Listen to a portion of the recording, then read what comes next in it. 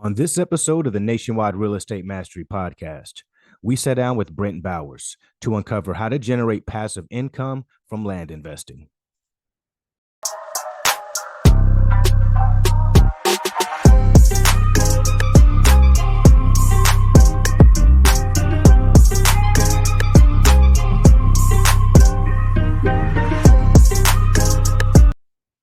Welcome to the Nationwide Real Estate Mastery Podcast, where we provide actionable steps to help you get your first or next real estate deal.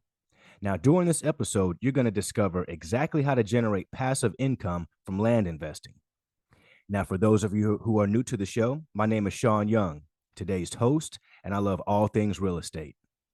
Now, before I introduce you to our incredible guest speaker today, I want to make a request that if at any point during this show you like what you're hearing, please give us a thumbs up or subscribe to the show so that you never miss an episode. And make sure to take a look in the description of this episode, as we've packed it with thousands of dollars in free resources. Now, today, we have the privilege to learn from a man who has built a residual income that provides lifestyle freedom. Now, prior to his career in real estate, he was in the military. But all that changed when he decided that he wanted to start building a business that served him and his family. I would describe our guest as someone who is really good at finding the who's and not the how. I'd like to introduce you all to the one, the only, BrentLBowers. Brent, thank you for being a guest on today's show, brother. Woo! All right. That's awesome, man. What an introduction. Holy cow. I personally don't love all things real estate, but we can talk about those too. But thanks for having me. Holy cow. And shout out to Dan Sullivan for the who, not how. You don't have to be the smartest person to do this. Absolutely not. Absolutely not, man. And that intro, man, is all well-deserved. It's all well-deserved, man. And I want to start off by saying thank you for serving our country, being in the military. Thank you so much, brother. Man, my pleasure.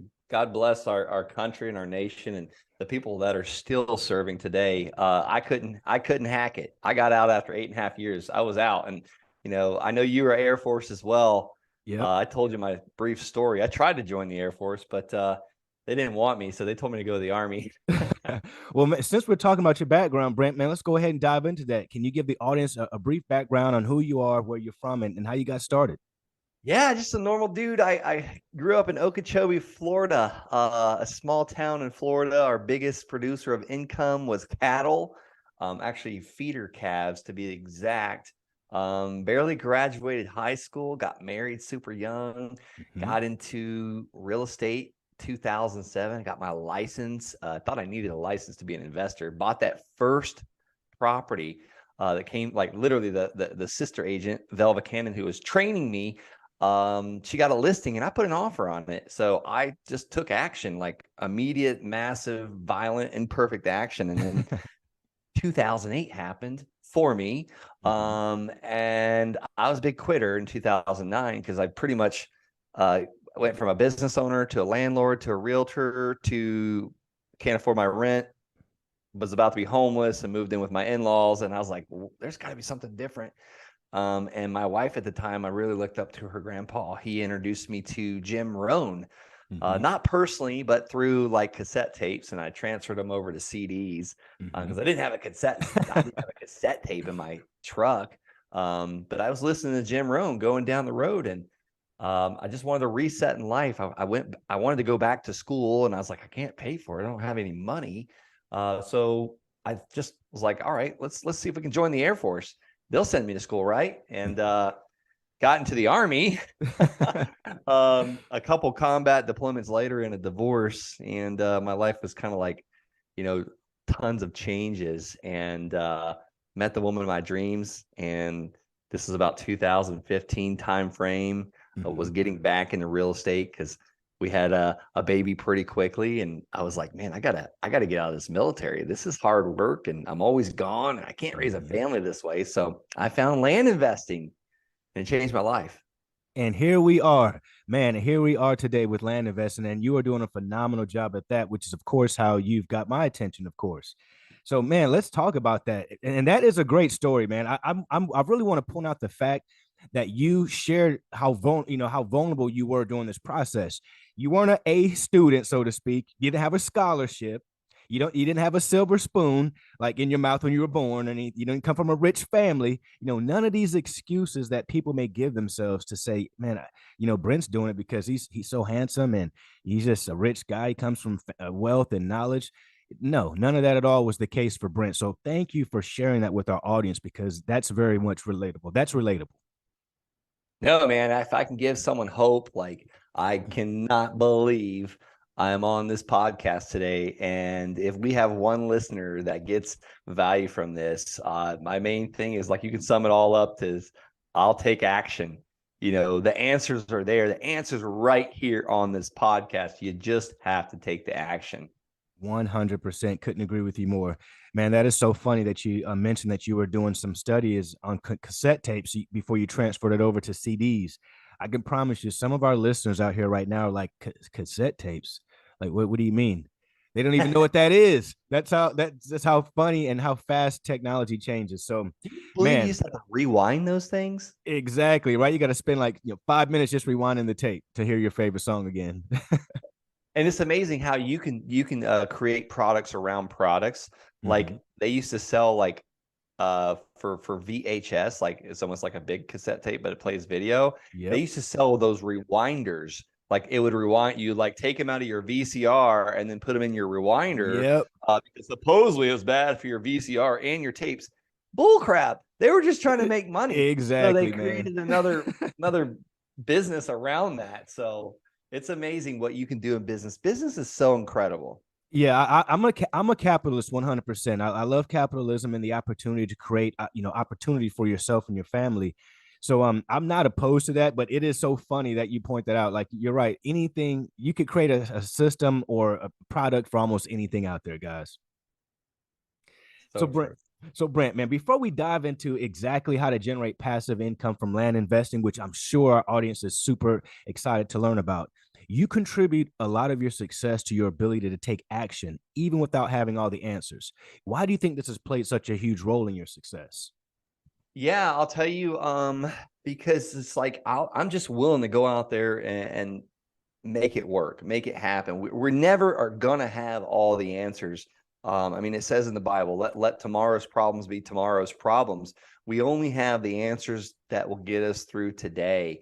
There's a reason why our headlights only go, like, whatever, 250 feet or however long that is. I probably should look it up, but like, our headlights only go so far on our vehicle. We can't see around corners. We're gonna see around that corner when we get around that corner. And so many people are like, well, I need to know the exact answer to this, and how things are going to play out, and when I can get a tenant, or who's going to buy this land. What if I get stuck with it? Like, the what ifs, what ifs, what if, and then, like, we basically talk ourselves out of taking the action.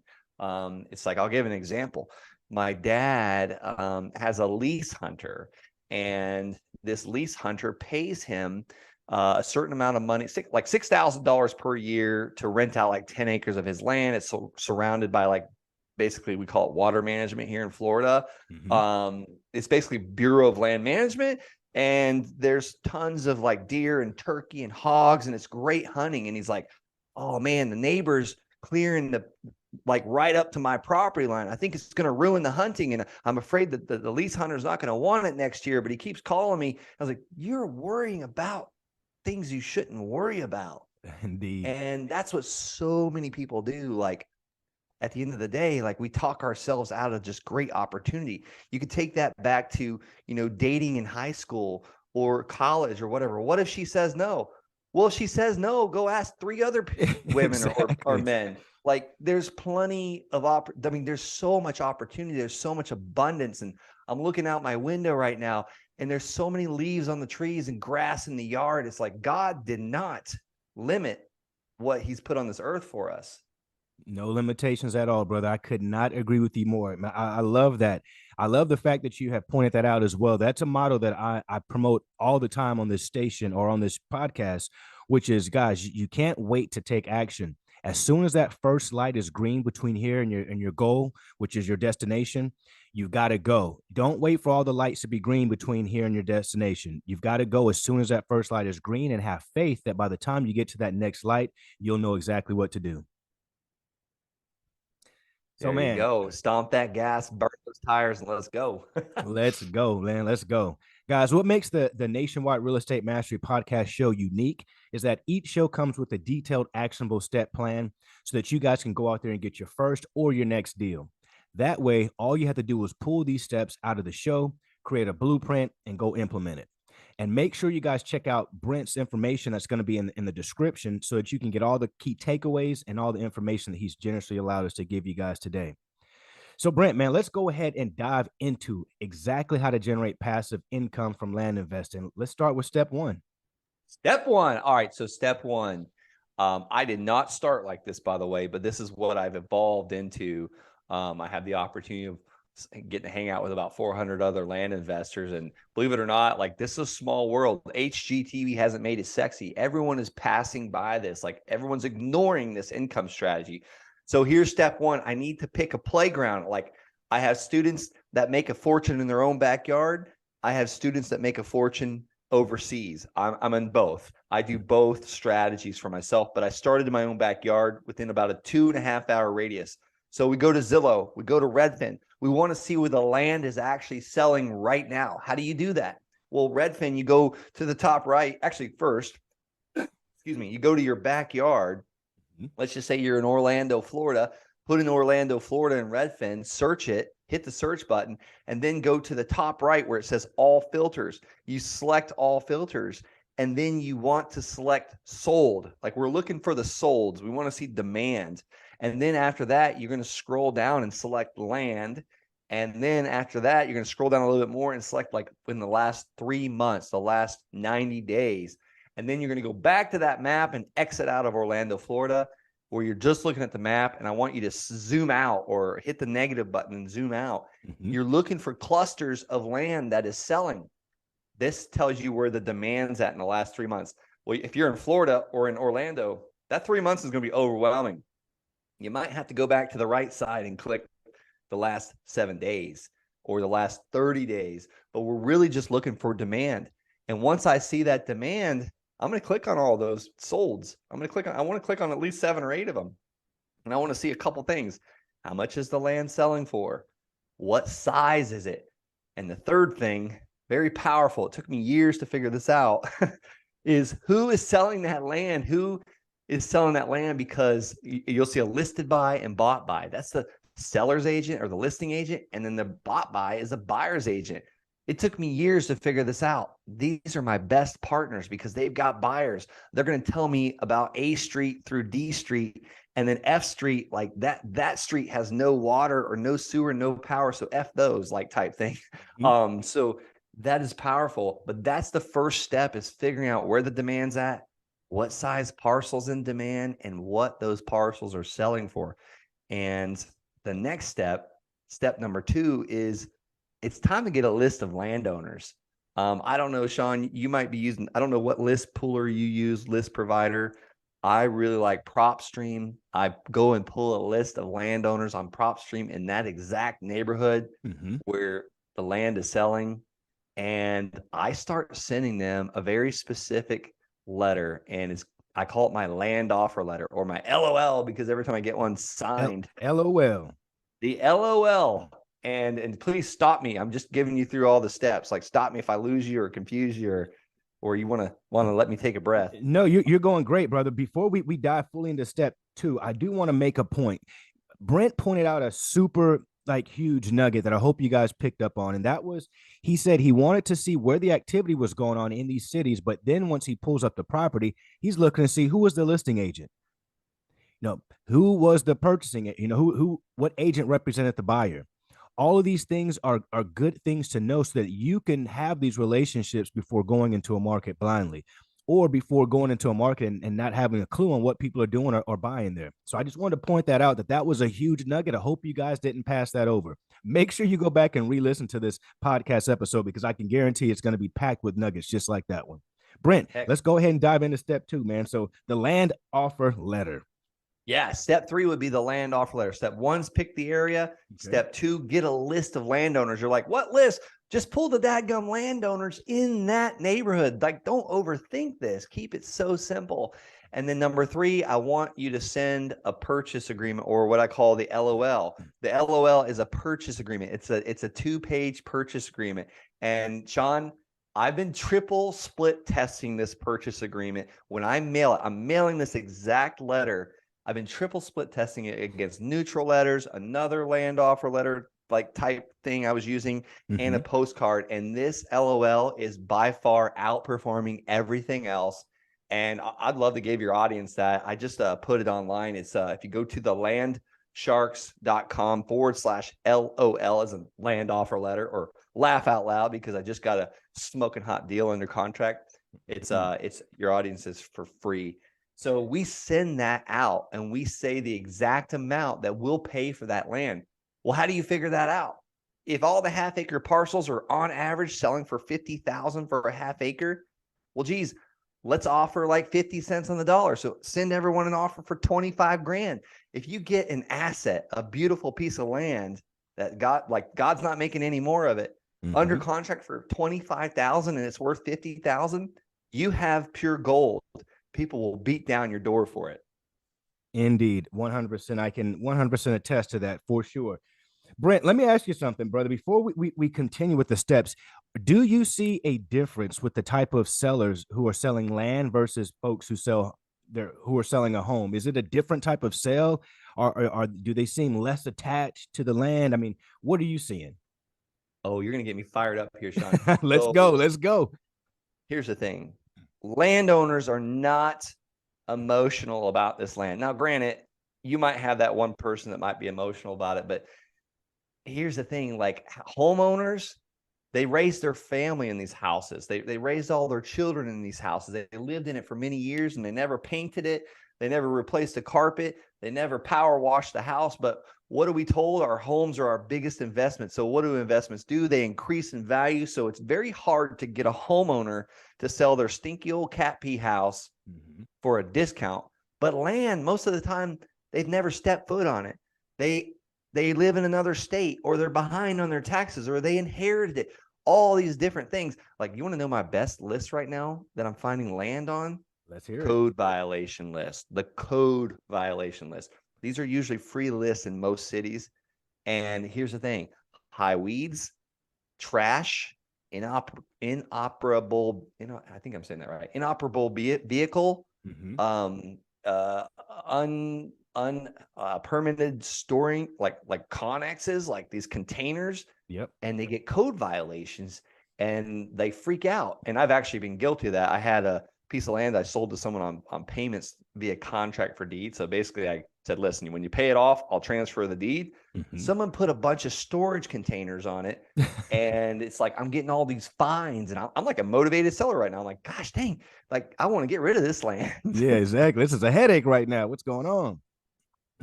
Yeah, I got into this business because I didn't want phone calls from like tenants or problems, and usually I don't get those, but every once in a while, if you do enough deals, you're going to find more challenges you never thought about. 100%, 100%. And that's what we are, guys. We're problem solvers. We find problems and we solve them. That's literally what we do. So I love that approach. With the land, you mentioned a key point about selling that property on payments. What strategy do you use? Like, once okay, so let me back up here. So we send out the offer, it's at 25%, 20, 50% cost, 50 cents on the dollar or so, or even less. We get it under contract. What is the next step? What do you do next? And how long are we trying to get this property under contract for? Yeah, I'll tell you, sometimes I get them under contract as long as possible. 2 months is nothing for a land seller. Like anywhere from, I usually get it under contract a minimum of 30 days. Sometimes we just got one under contract for 90 days because it's in an area I'm not really used to, and we're dealing with timber, and I don't really know anything about that. But these carbon credits are huge right now. There's a reason why these billionaires, Bill Gates, Warren Buffett, massive companies are buying land because they need carbon credits. That's a whole nother podcast. But basically, the next step is I get it under contract for as long as possible. And I tell the seller what I'm doing, like, hey, I'm not keeping this land. when I was an Army officer, I said, this is how I make money to, buy diapers. Like, this is my side hustle. So I'm going to be marketing this all over the place. I'm going to be finding a buyer. We'll put it on the MLS with my realtor.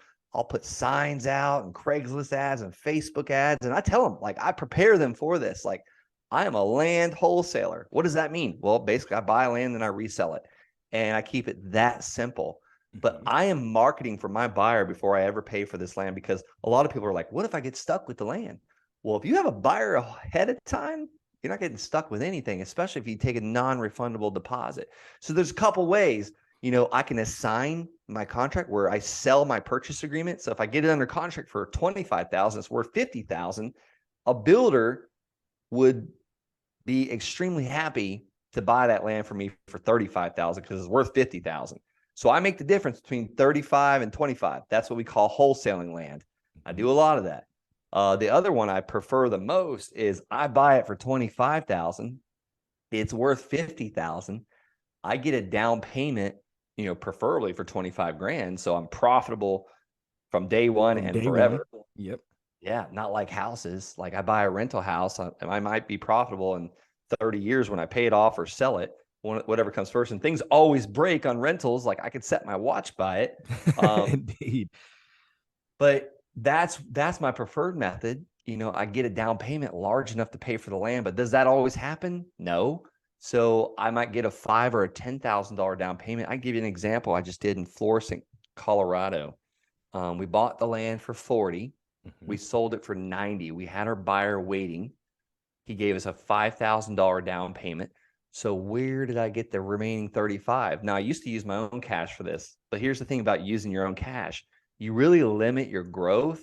And I grew very small like that. But I found out my mother and father-in-law, like, they hate the stock market. They lost a bunch of money in it. They had like 40 grand cash. They wanted to lend to me at 9% interest. So I borrow $40,000 from my in-laws. And you can do this with anybody, not just your in-laws. And actually, I recommend not start with your in-laws. My in-laws are great, though, by the way. I recommend just, telling people what you're doing. People want to invest in you. Yep. But I borrowed $40,000 at 9% interest, and my buyer is paying me $90,000 at 12% interest. So we call it positive arbitrage. So my buyer's payment's a little over, I'm looking at my board over here, a little over $950 a month, and my mother-in-law's payment's $800 a month. So I'm keeping about $150 a month. I kept the $5,000 up front as well. And I'm going to have my mother-in-law paid off in 5 years. My buyer pays off in 13 and a half years. I'll make over $102,000 in that one deal with zero of my own money into this deal. And some people are like, well, what if he pays off too quick? Or is there a prepayment penalty? Heck no, I would never discourage someone from paying me off. I'll get my $50,000 profit way faster that way. So there's just so many ways you can do it. Sometimes the seller finances us the land. I'm getting way long, but there's no. This is all great stuff. Great stuff. Okay. Trust me. Cool. Okay. There's about 1 million ways to sell this land is all I'm getting at. Sometimes, like, I've got some students that done 7 figures in the last 12 months.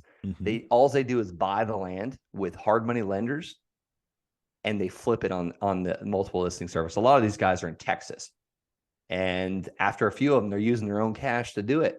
And I say, guys, set up profit first, pull some of this money out, keep some of it set aside, make sure you're tithing on it, make sure you got the money to pay Caesar, AKA the IRS, because that's huge problems. Like, we forget that, we're going to pay those taxes one way or another. 100%. Man, I love that, man. You're pointing out some great points and some great facts, man. I love this, man. With the carbon credits, like, what is the carbon credits? Can you explain that to folks so they understand what that term meant and what that actually involves? I'm going to keep it very simple because I'm still a student of it. Okay. There's a lot of billionaires and big businesses. They're trying to become carbon neutral. Okay. So you might start seeing that. Anybody listening to this might start seeing advertisements on people like Google's website, a carbon neutral company. They have to buy land with trees or something on it, basically, to clean the air, really. So there's a huge push for owning this raw land with trees on it to clean the air. So that's where I'll leave it. And the government is is basically incentivizing these companies to do this and giving them huge tax write-offs. Nice, nice. All right, man. So Brent, you have given us three basically methods of selling these properties: wholesaling, down payment, a down payment method where you get a down payment and get payments over a time period, and the positive arbitrage method. Which one is your favorite? Oh, anything that gets me a monthly payment, the cash Gotcha. flow. And I'm not just building cash flow. I'm also building equity. I'm also building wealth with it. But I like the cash flow because, we took almost all of March off. I was just traveling just this last weekend. We're taking 6 weeks off at the end of June to go to Costa Rica. Like, I never could have done this if it wasn't for land money coming in. And I mean residual passive income, not mailbox money. Because like, I'm not here to check the mail. I'm not depositing checks. That's going right in my account. That is huge. That is a huge, huge factor, guys. Having positive income or having positive cash flow is the key to actually finding wealth and creating financial freedom, is having that cash flow, guys. So I love that. I mean, what is your team looking like today, Brent? Is it just you, or do you have a team helping you out with this land stuff, or how's it working?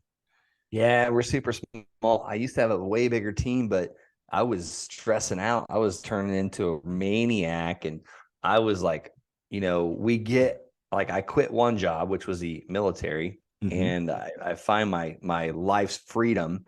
I had financial freedom and time freedom and geography freedom. I could do like literally live anywhere. Deals are everywhere. And I have like 13 people, and I'm like taking all these phone calls. It's like daddy daycare type thing. And I'm just freaking out. So we just compressed. We descaled. A lot of people are like, how do you scale your business? And like right now, I'm the opposite of that. We rented out we stopped using our office. We rented it out. It's now currently me, my executive assistant, my bookkeeper, and one acquisition manager, and my land sales specialist on a very part-time basis. And really his job is to find the realtors. Lean and mean. I love it. I love it, man. Yeah, we really compressed. Like, here's the thing in business: as our revenue grows, guess what follows right behind it? That's expenses going out. We had like 9 subscriptions to Adobe and DocuSign, and we were paying like $1,000 a month to our calling service, Just Call. Then one day I was like, hey, we need an answering service to answer the phone at midnight. We're paying several $100s a month for that. And I was like, holy cow, like, what happens when we have a slow month, or we don't flip any land, or blah, blah, blah? Like, why do Or we? you have 2 slow months, There you go. That will put people out of business. So we 100%. tightened up our belt and started. It's amazing when you do that, your bank account grows. I 100% agree, Brent. Brother, we have had to do the same thing as an organization as well. We started last year to tighten things up, streamline the process, just do exactly what you said to do because it was necessary to do. We had to just make sure that we were maximizing our potential earnings and our return on our investments. So, man, I love that you pointed that out. I'll tell you the fastest way to cut your expenses. That seems daunting for some business owners. We don't like spreadsheets. We don't like looking at expenses. But here's what we do. Here's what you do. You contact all your credit card companies. You contact all your banks and report all your cards lost, and call your bank and say, please stop everybody from charging. Well, what about all my automatic subscriptions? People are going to call and freak out. I'll get locked out of services. Well, that's when then you say, is this profitable today, or can I get it later in the future? P or F, profitable today, or can I get this back in the future? And if it's profitable today and you still need it, then you renegotiate and say, listen, like, things have slowed down for me. I can't afford this MailChimp subscription that's costing me $400 a month. Guess what? They literally gave me 3 months for free. Guys, did you hear what Brent just said? I'm sure you guys like, no, there's no way. There's no way he contacted MailChimp, a huge company like that, and said, hey, can you help us out here? Guys, if you don't ask, you'll never get the answers. So you've got to ask. I sure did contact them, because I went on my account and I couldn't believe we were paying that much money, because we stopped flipping land for several months. When those interest rates went up, Mm-hmm. Like we had a standstill. Same thing happened to me during when COVID, we found out about COVID in March of 2019. I had just spent a fortune buying a lake house. Mm-hmm. And guess what? I come back from the airplane trip and my business stood still for a couple months. So I got on MailChimp. I literally went down my expenses. My accountant sent me a list of all my expenses. I went into everything. I logged in. Mm-hmm. MailChimp. Hey, can I get a discount on this service? They can literally pause my billing for 3 months. That saved me almost $1,200. That is major. That's major. That is huge, man. I do highly appreciate you for sharing that, because I can guarantee you folks who are listening would have never thought to do that. Even me myself, like I've had to cut down on subscriptions because we just weren't used. It wasn't a point. We were paying for so many things. And there's an app that I got on my phone called Rocket Money. That app helped me out because it'll show you all the bills and things that you're paying and anything that's abnormal, all of that good stuff. And guys, when it tells you you're paying for stuff, and you're like, wow, I haven't used that in 3 or 4 months. Just like Brent saying, you will learn quickly that you need to, tighten things up and cut off some of that fat meat. Well, What was it called? Rocket Money? Yep, it's called Rocket Money. It's an app you can download. Okay. Yep. I'll check it out. It's by True Bill, and man, it is phenomenal. It is awesome. It has been a game changer for me. It's doing everything that you just said without me having to cancel everything. I was able to just see everything that goes out of my accounts right in one spot. Wow. Any subscriptions you got, you can pause them all right from the app and everything, brother. It's amazing. Like you can stop it all right from that inside of that Rocket Money app. So guys, go out there and get that app. Make sure you're using that app. Brent, we have reached the part of the podcast that I like to call the rapid fire section. This is where I ask you a question and you just give me the first thing that comes to mind. Let's go. On a scale of 1 to 10, how strict were your parents? Oh, probably a 1. They weren't strict at all. Get up early or stay up late? I get up early, 4 a.m. How many hours of sleep do you get? 8. Favorite or last book read? My favorite, The Wealthy Gardener. If you could be any superhero, who would it be? Superman. Something everyone should do less of. Less of? Mm-hmm. Well, TV. Less TV. Something that everyone should do more of. Exercise. AI technology, scary or the way of the future? It's already here. Not even the future. It is here. 100%. Brent, will people live on Mars in your lifetime? No, I hope not. Indeed.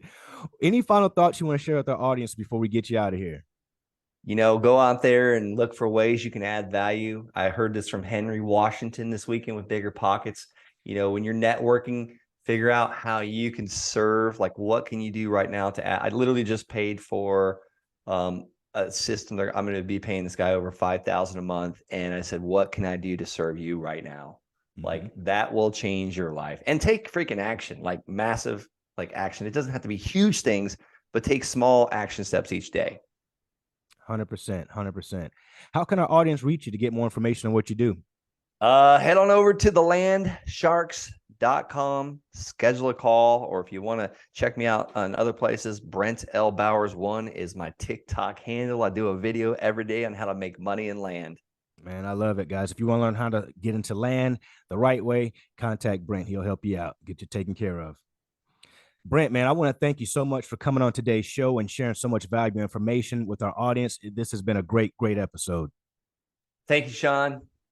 And to our listeners, you guys have made it to the end of the show. So give yourselves a pat on the back, because most people never finish what they start, and you just did.